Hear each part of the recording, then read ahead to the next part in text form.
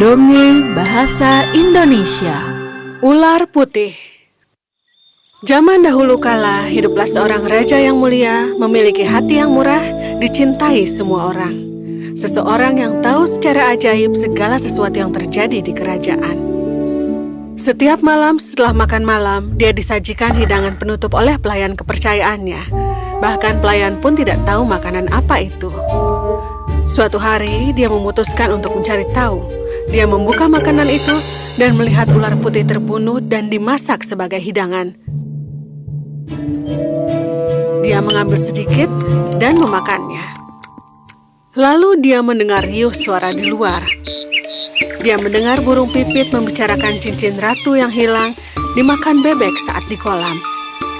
Dia menangkap bebek itu dan mendapat cincin dengan cara membunuhnya, memberikan cincin itu kepada ratu, dan sang raja bertanya untuk imbalannya.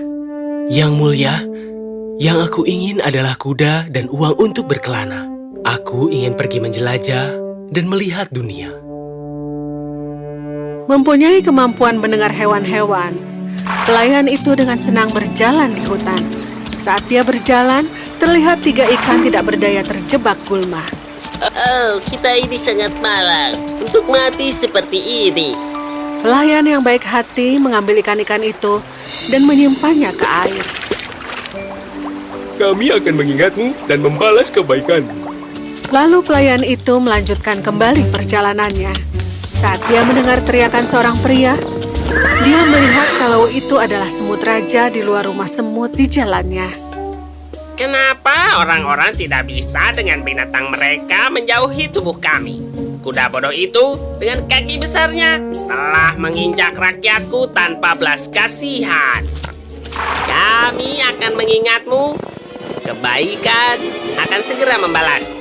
Belokan itu menuntun sang pelayan ke dalam hutan, di mana dia menemukan 2 ekor gagak tua membuang anaknya untuk hidup sendiri. Yang termuda menangis ketakutan tanpa daya mengepakkan sayapnya. Oh, kita ini sangat malang. Kita harus berjuang untuk diri kita, tapi kita belum bisa terbang. Kita harus apa sekarang? Diam di sini dan kelaparan. Sang pelayan turun dari kudanya dan menyerang dengan pedangnya. Ketiga gagak itu melompat dan segera makan agar tidak kelaparan dan melihat ke arah sang pelayan. Kami akan mengingatmu. Kebaikan akan membalasmu. Dia sampai di kota yang besar saat pesuruh raja membuat suatu pengumuman di sana. Putri sang raja menginginkan suami. Tapi siapapun yang menginginkannya harus melakukan tugas berat. Dan jika tidak berhasil, dia akan kehilangan nyawanya. Sang pelayan berjalan menuju taman istana dan melihat sang putri, lalu jatuh cinta. Dia menghampiri raja dan mengatakan kalau dia ingin menikahi sang putri. Sang pelayan menggunakan perahu dan pergi ke tengah laut. Sang raja mengikuti dengan perahu yang lebih besar. Lalu sang raja melemparkan cincinnya ke laut dan mengumumkan tantangannya. Jika kau keluar tanpa cincin itu, maka kau akan dilemparkan lagi dan lagi hingga ombak menelanmu. Pelayan itu terkejut dan tidak berdaya. Dia berdiri sambil menatap ke arah laut. Lalu 3 ikan muncul ke permukaan dan membawa sebuah kerang. Mereka tersenyum dan pergi saat sang pelayan membuka kerang untuk menemukan cincinnya. Dengan senang hati dia bawa ke raja. Namun ternyata sang putri marah dan membuat tugas lain untuk diselesaikan.